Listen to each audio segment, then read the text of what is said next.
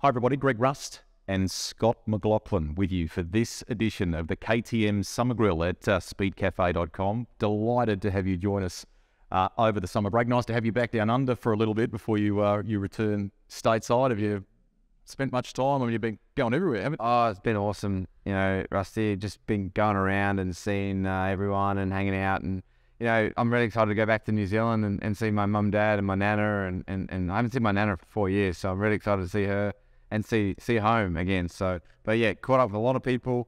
And it's just been a really good opportunity for me to refresh and get ready for what's going to be a pretty big 2023. Give us a report card before we go to 23 on last year, because, I mean, there's so much positive stuff to take out of that. And why was it a step up and so much better for you? There's a lot of things that changed. Like, a lot of things settled down in my life, and including my visa stuff was sorted.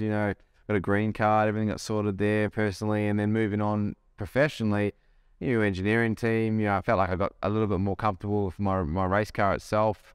Towards the end of 2021, I really felt like I found something with the car, and I said it a couple of times, but I didn't want to go overboard. But to come out and win, the first race of the season at St. Pete was just an awesome, head start, and we could just really pursue from there. And it wasn't exactly the most consistent run that I wanted to have, but we showed promise that we could compete all the way through to the end. And things went our way throughout the mid-season. We might have been even closer to the front of the pack than we probably were at the end. So, overall, really proud, and just can't wait for the next season. Nice kind of endorsement for you, and I'm paraphrasing here, so I may not get this quite right, but I can recall our colleague Lee Diffie, who commentates the series, calling me at one point last year and saying, they knew he had talent.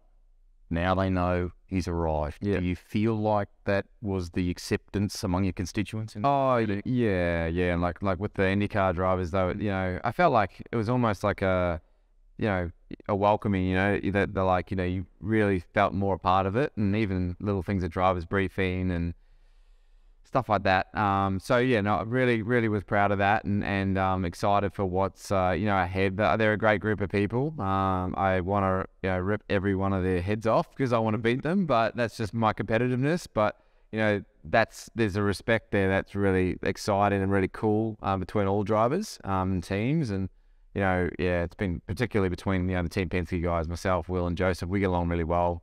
Obviously awesome that Will won the championship, and then me and Joseph get along pretty well as well. So yeah, it's exciting, but I can't wait to beat them all.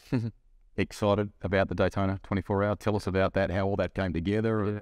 Yeah. That was just I actually sorted that deal when I was here in Australia, but had a few offers throughout the end of last year, and was working on a few things and really wanted to do the race.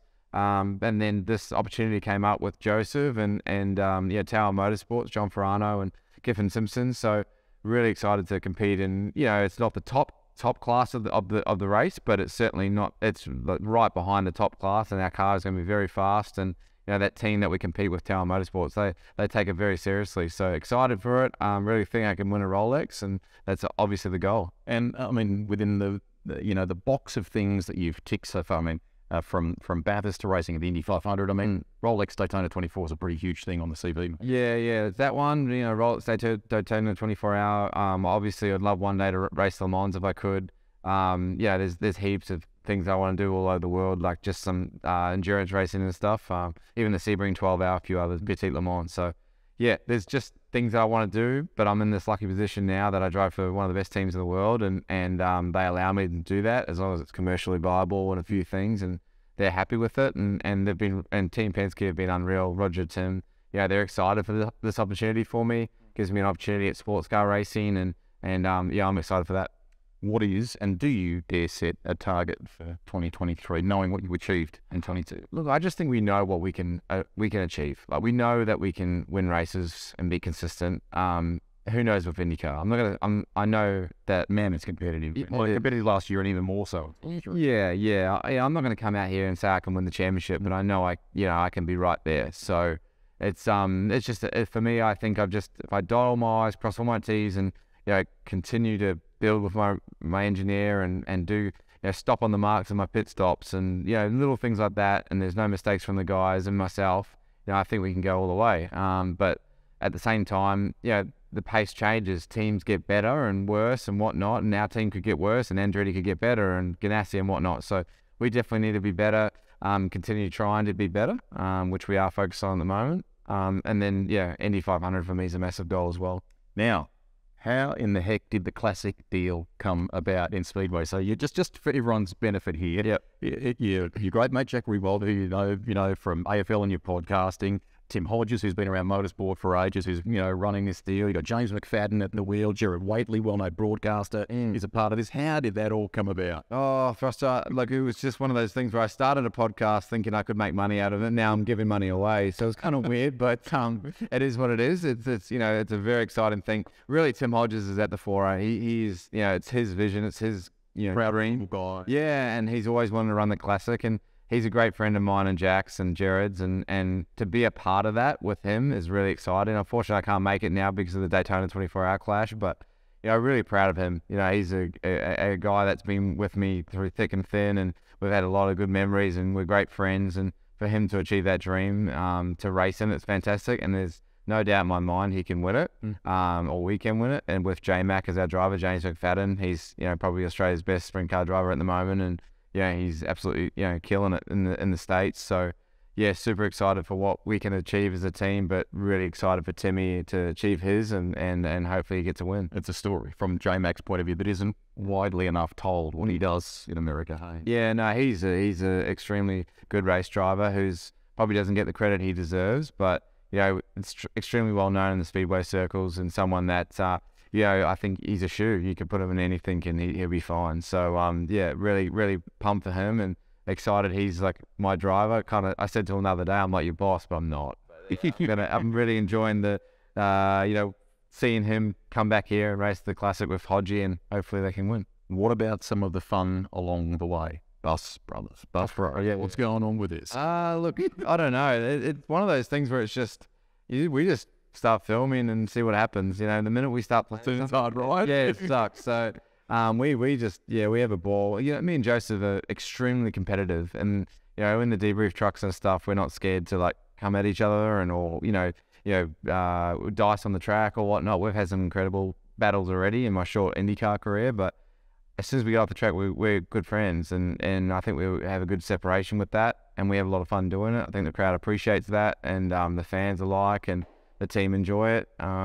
So yeah, the Bus Bros aren't, it's the Bus Bros 24 we're calling it. So looking forward to it. It's going to be fun, and people will definitely get on board. Cool. Final one. You had a great relationship, which really developed with Roger Penske when you were racing supercars here. That's clearly gone to another level in IndyCar. What are the kind of next level bits of advice and connection like with him as you continue to grow here in IndyCar? Well, he was the one that really calmed me down at the end of 2021 and said, look, it's a long story, not a short one. He's been in my corner since day dot, since I joined the team, and even before that. The confidence he has in me, it's an amazing feeling for me as a driver, because he's probably the most well-known, experienced team owner in the world. Winning the Autosport Gold Award just happening and all that sort of stuff. He's just a phenomenal person, not only in motorsport, but in business. So I'm trying to learn off him in all facets of life, and where to plan, whether to invest, or whether to, just overall racing. He was a little bit funny about the sprint car adventure, but I told him that it was all good, but we're sorted about that. But no, we're having an awesome time. I'm excited for what's ahead, and hopefully, one of these days I can repay him. But he's my biggest supporter, and I couldn't ask for a better guy in my corner. We hope that 23 is filled with more success in a championship sense for you, certainly for the Indy 500, mate. Enjoy all the other fun while you're down under with family, in particular in New Zealand, and have a cracking year in 23. Yeah, thanks for joining us. Appreciate it. There he is, Scott McLaughlin, another of our guests. We've had some terrific ones so far on the KTM Summer Grill here at Speedcafe.com. Be sure to tune in tomorrow to see who the next guest is. As a part of this year's Summer Grill, our great partner in KTM each week has a special prize pack to give away, which includes a stool, a stubby holder, and a KTM hat. Very cool additions for your man cave, your garage, or just for around the barbecue. To enter, all you've got to do is head to speedcafe.com or click on the link description below, and you could be in the running. And check out, of course, tomorrow's next edition of the KTM Summer Grill right here at speedcafe.com.